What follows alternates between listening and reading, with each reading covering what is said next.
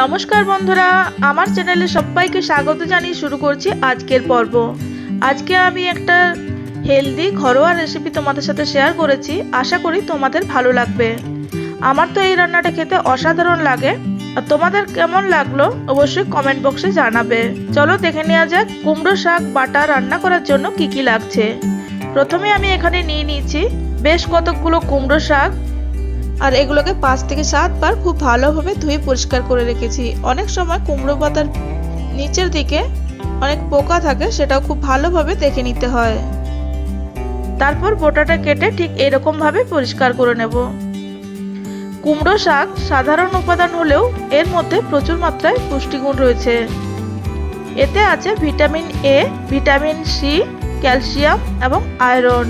এর আগেও আমি কুমড়া ফুল ও কুমড়া বীজের রেসিপি শেয়ার করেছি, তোমরা দেখে না থাকলে দেখে নিতে পারো, ডেসক্রিপশন বক্সে লিংকগুলো দিয়ে দেব। আর কুমড়া পাতা একটু বেশি পরিমাণেই নিতে হবে, কারণ রান্নার পর এটা একদমই কমে যায়। তোমরা চাইলে এই বোটাটা সহ রান্না করতে পারো, তাতেও কিন্তু টেস্টের খুব একটা হেল্পের হয় না। এরপর এই পাতাগুলো সেদ্ধ করে নেব। একটা কড়াইয়ে পাতাগুলো দিয়ে নিলাম। তারপর এতে দিয়ে দিলাম কয়েকটা রসুন, কাঁচা লঙ্কা আর পরিমাণ মতো লবণ। লবণটা দিলে খুব তাড়াতাড়ি পাতা থেকে জল বেরিয়ে আসবে আর পাতাগুলো সেদ্ধ হয়ে যাবে জল ছাড়াই। এবার লো আঁচে ঢাকনা চাপা দিয়ে রান্না করে নেব 5 থেকে 7 মিনিট মতো। 5 থেকে 7 মিনিট পর দেখে নেব পাতাটা অনেকটাই নরম হয়ে গেছে। আর এটা বেশি টাইম ধরে রান্না করব না, তাহলে এর পুষ্টিগুণ নষ্ট হয়ে যায়। আর এই সময়ের মধ্যে আশা করি রসুন আর কাঁচা লঙ্কাটাও সেদ্ধ হয়ে গেছে।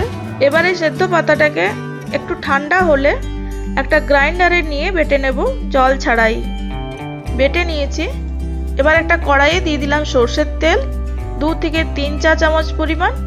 এবার এতে দিয়ে দেবো কয়েকটা রসুন কুচি, একটা ছোট সাইজের পেঁয়াজ কুচি, 8 চা চামচ পরিমাণ কালো জিরে আর 2টো কাঁচা লঙ্কা স্বাদ অনুযায়ী।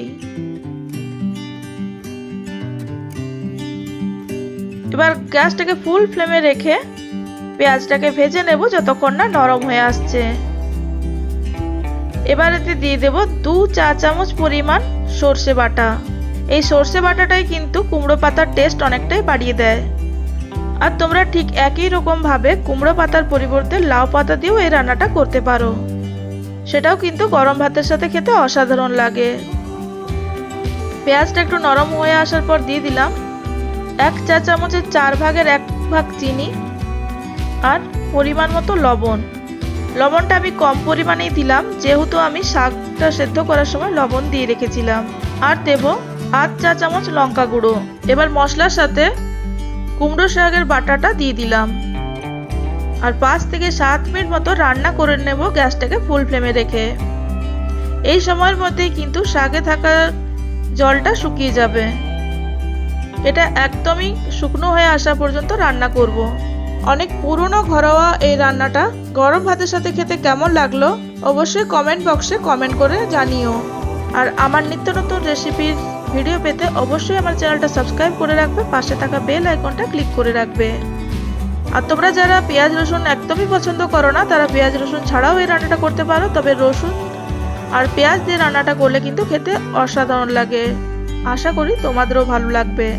আজকের মতো আসি, টাটা, ভালো থাকো, সুস্থ থাকো।